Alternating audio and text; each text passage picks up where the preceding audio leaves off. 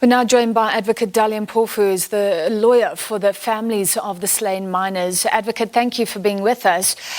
It is a bit disheartening. I think you and I spoke at exactly this time last year, and every year there is the common refrain that justice still hasn't been served. Do you believe that?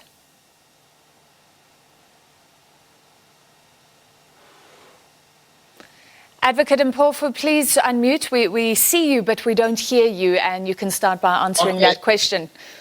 Thank you, Francis. I'm sorry about that. No problem. Good evening. Yes, certainly we can say that even with more emphasis now. I must say that when you and I last spoke about this, I would not have thought that we would be 9 years down the line still saying that justice has not been served. And my biggest fear now is that we're going to get into the 10th anniversary of this massacre while repeating the same refrain. And we are doing everything in our power to make sure that we don't get to that level. Yeah. But certainly justice has not been served at all levels, both at the levels of the compensation of the victims, but also seeking justice against the perpetrators. And you've been calling from apologies from the current president and from the state. But let's start with compensation.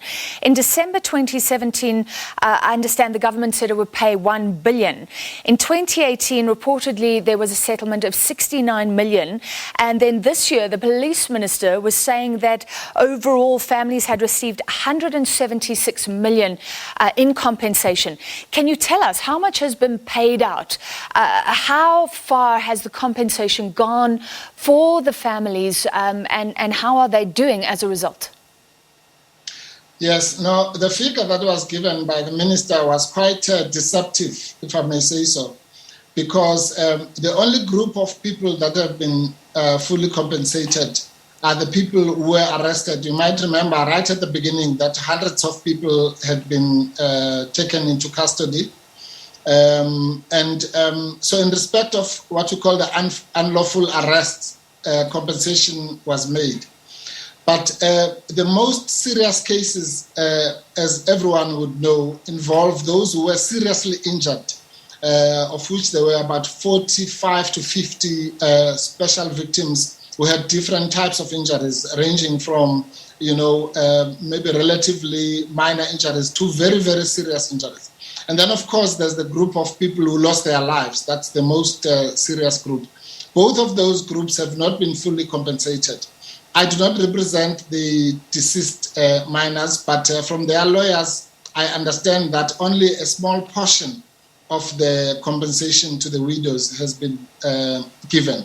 But I do represent the group that I call the seriously injured, all of them. And none of them have received even a cent. And that's the irony, that the people who are most in need of compensation because of their serious injuries have not been compensated. And as you know, some of the people have actually passed away. Now with COVID, we're even fearing that we might be faced with more of those situations. Yeah. So I call that myself, I call it a tragedy or a massacre on its own, the absence of compensation. Yeah. So these are people, some of them presumably cannot work and feed their families. You're saying they haven't received 1 cent. How far has the legal battle gone? Have you pushed for these people? Has the state pushed back? Why has there been not a cent paid out yet? Well, our view is that the state does not take this matter seriously. I am quite sure. You might remember that in 2016 that there was the admission of liability, which was a big step on the part of the state.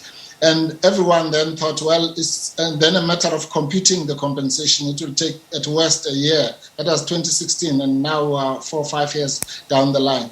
So the snail pace and the red tape that the state has been approaching this matter with is really the cause of the frustration. There's certainly been no lack of pushing, as you call it, on our side. And I'm quite sure if the state had said, or a minister of finance or the president or whoever had said in the past 4 or 5 years, look, we're now going to allocate X amount and look into this thing, sit down, lock ourselves into a room for 2 weeks or whatever. This thing could have been resolved many, many years ago. So it's an absence of will, and I think of taking the matter seriously. All right, so no political will. What about last year you were saying that you wanted to take on the president in his personal capacity? I think that was to force an apology. You also have said many times that the state should apologize.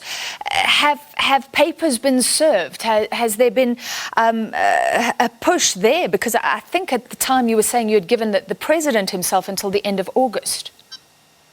Yes, well, unfortunately, I cannot comment directly on that. I can simply say that there has been some progress, and a report will be given tomorrow at the commemoration, an update on the various cases, some of which I have mentioned now. But yes, there has been, again, a level of patience on the part of the victims and understanding, but it has not been reciprocated by the other side. So maybe all I can say is that the matter is certainly going to be processed in court sooner rather than later. And as one of the lawyers, you're saying you are doing all that you can? Absolutely. No, we are. And in the next couple of weeks, it will be much clearer, particularly this issue of, you and I have now spoken about what we may call the monetary or pecuniary compensation. But there's the other area which you have mentioned, which is the non-pecuniary issues, such as apology, such as, making sure that a monument is built around the area, and some kind of contrition, really, I suppose, from the part of the victims, because as they always say, nothing will bring their loved ones back to life. But at the very least, there must be an acknowledgement that something tragically wrong was done. All right, thank you very much. Lawyers for the families, those injured miners as well, Dali Mpofu, advocate, thank you for joining us tonight. We'll take a short break and we'll return.